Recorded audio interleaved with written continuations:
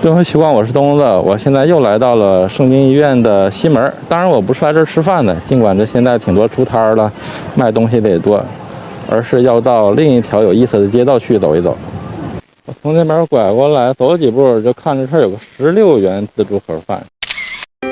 要不说眼大漏神还近视眼，在这儿来来回回走好几次了，也没看到这儿有个盒饭快餐店。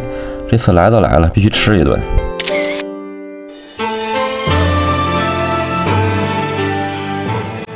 我们开始打菜，老规矩，先来点猪肉，然后再来点肉段，这肉段是番茄酱的，再来点豆角子炖土豆，烧茄子必须来点，贪多嚼不烂。我们看看还有别的什么能吃的哈，哎，这居然还有饺子，再来点饺子吧。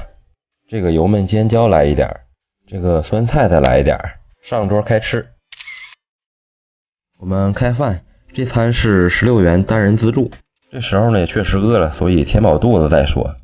这一吃呢没控制住，所以又去打了第2轮，又加了几个菜。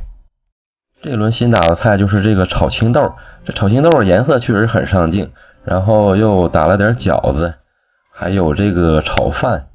当然了，这个饺子是那个猪肉酸菜的，确实挺香的啊。然后这个又补了一点这个豆饺子。当然了，这红烧肉又来了几块，因为这个饭觉得盛的有点多，所以呢，来点下饭菜。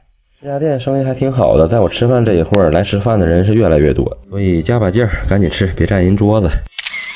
店内环境倒是挺干净的，打的那红烧肉是真咸，当然肉菜可以理解，然后饺子挺好吃，是酸菜馅儿的。来这儿吃饭那一会儿呢，发现这边可能是因为附近有这个鲁美的关系吧，来这儿吃饭的学生比较多，所以还可以。